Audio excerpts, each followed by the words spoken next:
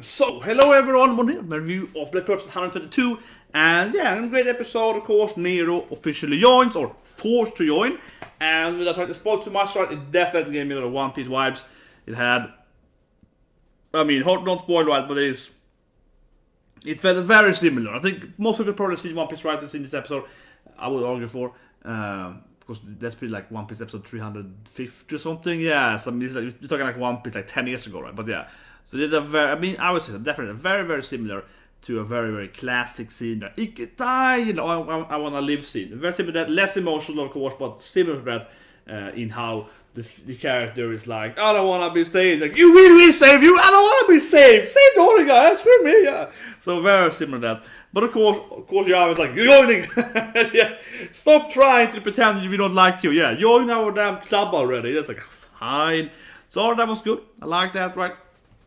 I was going to see cute little Nero joining the club there, having her own cloak, right? Yeah, as part of the Black Bulls, and so on. And you know, some emotional part there when she was like staring at them and so on. So that was good. And again, that Petite Clover, that was the best Petite Clover ever. That Petite Clover was like, whoa, what is happening? That, let me freaking get it here. That Petite Clover was freaking crazy. I'm gonna freaking throw it in there. Petite. Yeah, let me throw it in there. I have it in on computer screen. There we go. This Petite Clover, yeah. I was like, what is happening? So you feel that, but yeah. Whatever. This Petite Clover. I was like, yeah. Nice. But it felt so weird. It was like, no, it was good. But I mean, it felt weird how the other Petite Clover are kind of like, oh, they kind of chibi usually, so kind of jokes, and this Petite Clover was like, oh, suddenly Mosa and Noel are half naked, and Rebecca is like, oh, look at this, my damn love rivals, what are they doing? Yeah, never see Mimosa like, oh, yeah, that was a very weird, that was a special Petite Clover there. Yeah, very interesting, let me throw it out there. But anyway, now of course we're gonna go and do something else, right? Because they managed to save, of course, Asta. I think that what I expected the most, of course, was not Melona, but her brother, Fugelon. He was, of course, gonna come and save Asta. I think that was like a no-brainer to me. It was obvious that Noel was gonna enter, right? And I was gonna be like, I mean, I am royal and I love him, but I mean, no, I love him, yeah. That was obvious that Noel was gonna join and be and so on. But also Fugelon, I expected Fugelon 100% to come in there and be the guy that's like, well, I am a royal, and I'm a captain, and I like this boy, yeah. So, I mean, yeah, and of course Sylvia as well, then Nossel Nisam also helped out, and so on. So they were kind of like expected. I will say that I don't know if I prefer that. I think that we might be better. I think, depending on what you want, right? I think this scene is more important for Nero, because it's more like impactful. That they're all arriving and saying like, yeah, girl, you're our best friend, join us, yeah, so that's more impactful. But otherwise, I could see it going also kind of a comedic note more, where everyone's like explaining why they like Asta, you know, a typical court hearing. That could have been one of them. That being said, though, the pacing would obviously be way slower then. Well, it depends. I mean, if you just cut away all of Damatio staring at them and so on, and you just had every character appearing for like a minute, you know, saying like, well, I mean, I love Asta, right, and so on. Then we see like Magnus like, yes, Asta is my boy, and they're like, man, that guy's not a good witness, yeah. That guy's also a delinquent, that was good. That could have been funny too. Now they kind of did it anyway a little bit, right? We see him appearing. So this, of course, much more high-paced, you know, smack in the face there. And then all of the Black Bulls has to pay for it as opposed to, right, and going out on an adventure now. To try and find, you know, the demons that make and so on, yeah. So, you know, like that's, it makes sense to me. You just have to do some kind of strategy, right, to not maybe redeem Asta, but be able to like utilize him, right, so we can redeem him in that sense, forcing him to be, you know, working for the, you know, for the country, so he's getting killed off, right. And, you know, I don't really see, as I mentioned, as I expected to, I don't see Damasio being evil, right? It's just like, this is the law, yeah. And it's like, well, okay, makes sense, yeah, I'm leaving now, yeah. So, but I think there is definitely almost like a little plot hole. It's like a very, yeah, like, why didn't he go out and be like, I can fight the elves?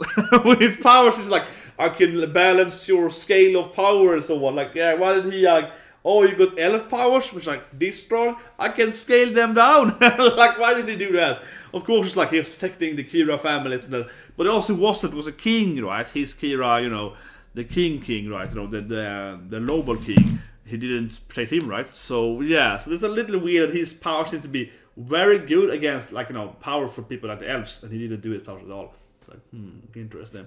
That's a little strange. A little plot hole almost, why he didn't appear, you know, before the elf war, right? Yeah.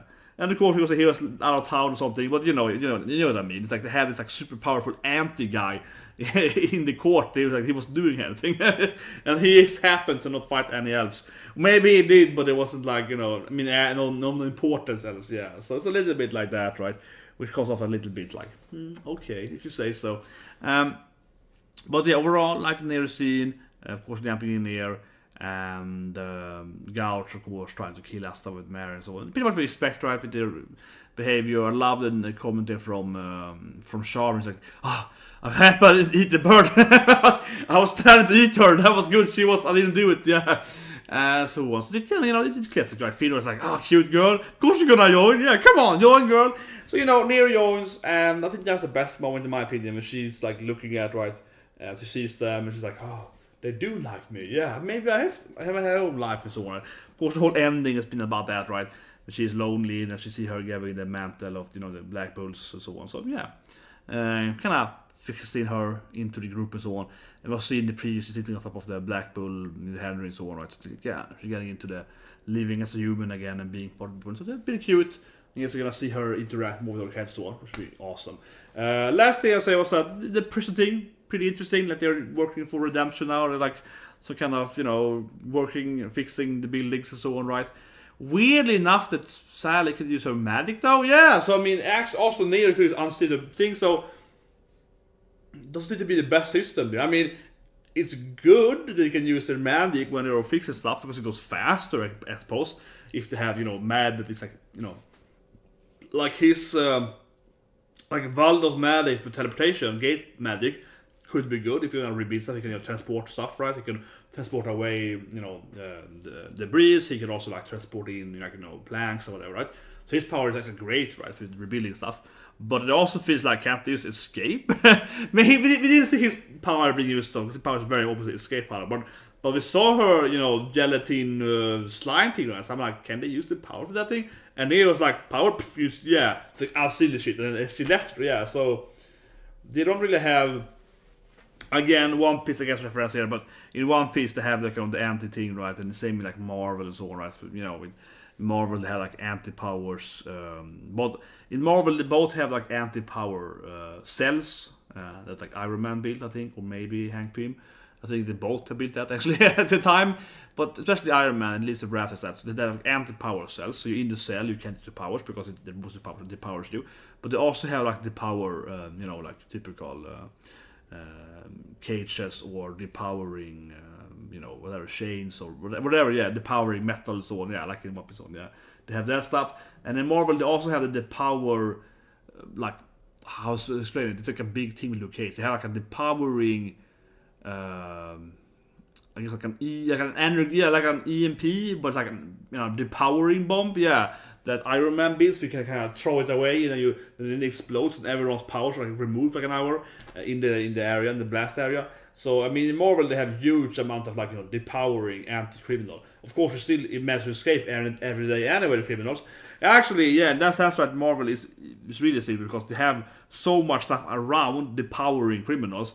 And they still manage to basically always escape after like 1 day anyway. So it's like, really? it is, yeah, pretty plot hole. It's like, man, you have so much defense, but it never works anyway. The point is, back Clover is that, yeah, like the Nero, it seems to be very easy to escape their prison thing, yeah. So they need to, Black Clover, they need to improve some kind of anti-magic cells and so on, right? If you just be like, oh, I have anti-seal magic, so I can just unseal myself or something like that, right? And Sally is like, I can use experiment, I can use big little stuff. Yeah, if it's pretty easy to escape. And of course, Asta is like, I have anti-magic. That's what I wanted to, but his whole bracelet too, right? The bracelet thing, you know, I'm thinking like he's not gonna remove it because then he's gonna be, a convict, right? It's gonna be a crime. He's not gonna remove it, but his anti-magic power should obviously easily be able to remove this thing, and also Nero could unseal him. So yeah, they don't seem to have very good like technology against magical users, right? Because it can also easily use like, whoop, it's gone. Yeah, I mean they have 2 people that they can remove that president with easily. They even saw Nero doing it, so it was like, yeah. I mean, obviously he's the main character, it's not gonna happen, they're the good guys, but I mean, from an argument standpoint, that he actually was a devil, you know, like an actual evil person, right? The core system shouldn't really trust him to be like, here's that bracelet, we can track you. Oh, remove it. Yeah, you can leave and be like, remove, and then run away, yeah. So, I mean, you can easily escape that thing, right? So, there is a little bit of problem there with their system, definitely a problematic system, I would say. But anyway, that is the review of the Grab has 2 subscribers and so on, and I see you guys at the Sky Quartet coming up today in about 4 hours from now. And of course, tomorrow we have Bufuri and 7 Deadly Sins review and reaction and so on.